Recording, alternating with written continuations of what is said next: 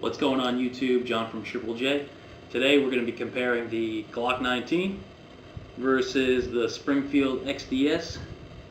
I use the XDS as my everyday carry, but recently I've been turned on to the Glock 19. Now I'm not a Glock guy, but I'm really liking the Glock 19 right now. It's got way more aftermarket products than the Springfield XDS. I've had nothing but trouble with this gun since I bought it. Now, for those of you who have watched my YouTube videos before, I had the Glock 9mm. Well, I recently switched to the 45, and I've just had no luck with it lately. Not really liking it, and I recently just picked up the Glock 19. So, when I bought the Glock 19, it was $500. Came with 3 standard mags. I also got this Glock bag with it and all the shims for the back of the handguard.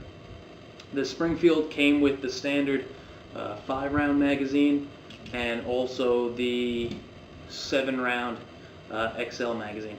Now, for those of you guys who know, the Glock is a double stack, which means that the bullets stagger, and the single stack is just, they line up perfectly.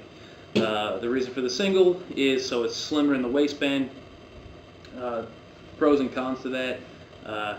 The double stack, you're getting bigger capacity. Single, it's more comfortable. I've actually read a bunch of horror stories of people having to defend themselves, and a single stack just wasn't enough.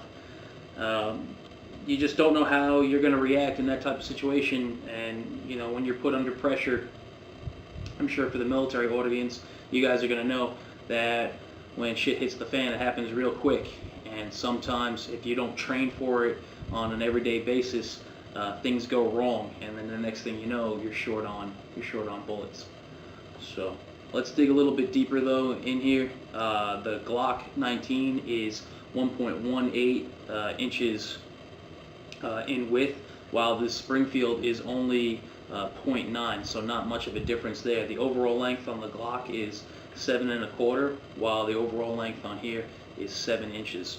Once again, not that big of a difference. And then the kicker for me is that both guns with their standard magazines, the 15-rounder for the Glock and the 5-rounder for the Springfield, they both weigh the same. They're both 23 ounces. No difference. The trigger pull on the Glock is 5.5 pounds, and the Springfield, although it says that their trigger is 5.5, mine is 4.7. Now, I read on a bunch of forums that the Springfield can range anywhere from 4.5 pounds to 5.5. Well, mine's 4.7. So I recently took these to the range the other day, and I shot pretty good with both. But I've been having some ejecting problems with the Springfield. I either got to send it back or I got to get rid of it. But the Glock just worked flawlessly, no problems whatsoever. And I'm not really a Glock guy, but the aftermarket for the Glock is huge. It's the Glock 19, I feel, is like the AR-15 of the handgun world. It's just the most customizable pistol you could buy. For holsters, I have this tag inside the waistband. It's leather. It's not bad. A little bit of drag getting in and out, but nothing too bad. One thing I do have for the Springfield is the Kydex holster, which I absolutely love. I love this holster. Slim. It's nice and compact. But anyway, so the only aftermarket part that I've got for the Glock so far is just the 30-round magazine, which is actually a lot of fun. But I do blow through ammo very quickly. And then the only other thing that I bought for the Springfield would be the 6-rounder, which feels better. It just feels better than the standard slim and then the XL. Other than that, the comparison I know is a little off.